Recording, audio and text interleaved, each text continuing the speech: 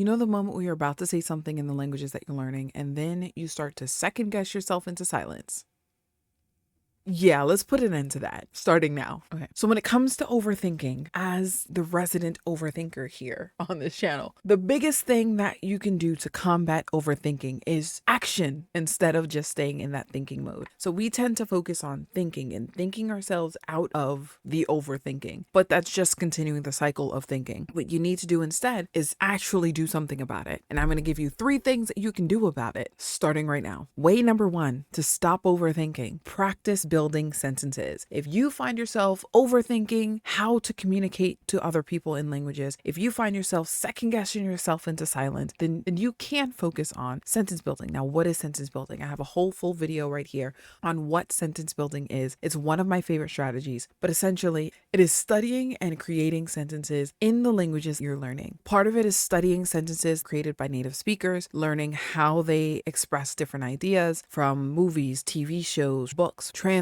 for speaking or writing, then using those to help you create your own sentences. And the reason why this works for us overthinkers is, 1, you are focused on the action. You're focused on doing something about the things that you're concerned about rather than still thinking about it. And specifically with sentence building, the reason why I love it so much is because it gives you not only the practice to try out how to be understood through sentences that people actually use, but it also gives you some phrases that you can sort of put in your back pocket as you're trying to communicate through writing or through speaking. So say things like "I want to go" versus "I want to go." And I actually talk about words versus phrases here in this video, but it gives you that experience of learning through phrases, which is probably way more helpful than learning from isolated words. And so when you're trying to express an idea, you're thinking in phrases. You're thinking, how can I express this thing? And it's all connected already for you versus trying to think of the individual words and conjugate and, make sure the subject verb agreement's there and make sure that the genders are aligned. There's a lot that you would have to do in your mind if you're not focusing on sentence building as your main focus. If you're not focused on sentence building,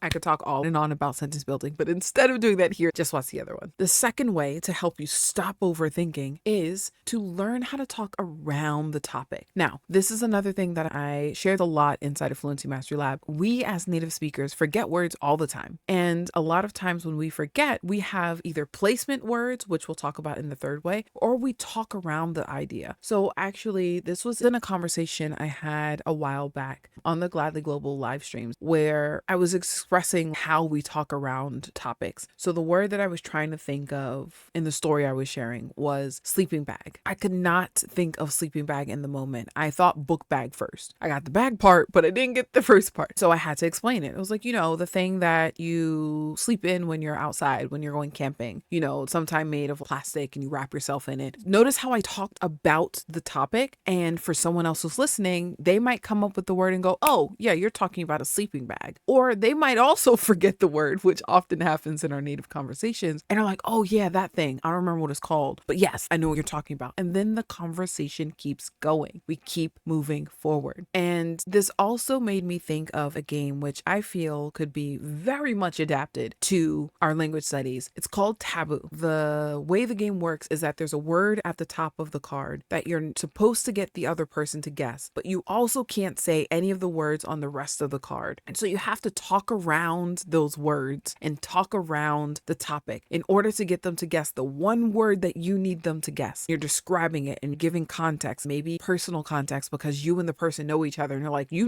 yesterday, that story I told you. You're still talking around it. It's just more context involved because the person knows you. This is definitely something that you can do in the languages you're learning. Choose a list of words, pick one off that list, and then start to practice talking around it. How would I describe a book if I didn't know what book was in this language? Well, it's something that you read from and it has lots of pages and there are authors that write these things. Then someone might say, oh, you're talking about a book or a novel or a short story. And you're like, oh, well, it's a short one. It's not a long one. Or it's not really a story. It's more like sometimes they tell stories, but it just has a flow like music, but there's no music involved. Oh, you're talking about poetry. Do you see how we talk around these words? And in the same way, in the languages that we're learning, we need to learn how to talk around the words words that we're missing. Now, the third way to help you stop overthinking and start taking action is to substitute words that you don't know or that you've forgotten. And this is probably a little bit more helpful with writing or speaking when you and the other person have similar languages in common. So if you both speak 2 or 3 of the same languages, in one of those languages you remember the word, but it's not the main one you're trying to speak with them. So for example, if I was speaking to my friend in Japanese, I couldn't remember a word in Japanese. Well, I know that I can use English and get my point across, or I can use Korean because we both studied Korean, or I can use French because we both studied French together. So as I'm saying a sentence in Japanese, I can just insert the word from another language, be like, oh, that thing. And we can keep moving forward. In your writing, you can put these words in parentheses. You don't have to conjugate if you don't remember how to conjugate. Just keep going. Say it in infinitive form. You can just say taberu, to eat, and in parentheses, past tense. And later, you can look back at the writing and actually edit and say, okay, what actually is taberu in past tense? Tabeta, tabemashita. And you actually write the past tense of to eat back into the writing that you did and correct it yourself. But the goal here is to keep moving forward. Keep the flow going. Do not stop the flow of your work. So for example, if you said you were going to write for 5 minutes, but there are tons of words that you don't know, it's going to stop the flow of your 5 minutes. Continue writing, put in parentheses what you don't know, because then this is also going to give you words that you need to focus on, grammar that you need to focus on, sentences that you need to focus on. If you're like, I don't even know how to say this entire sentence, but I tried my best, it's going to give you very personalized things to focus on in your language studies. And that is going to be way more supportive to your journey and your progress than something generic that you found online that isn't really related to what you're trying to achieve. Always make it as personal as you can. All right, so now you know how to stop overthinking, and you're going to do a little bit less of that and take a little bit more action in your language studies. But what if I told you there was one mindset shift that you need to make in order to make that entire process 10 times easier? I'm sure you're probably like, well, Bront'e, tell me. And I'm going to do that in the next video. And this is something that most learners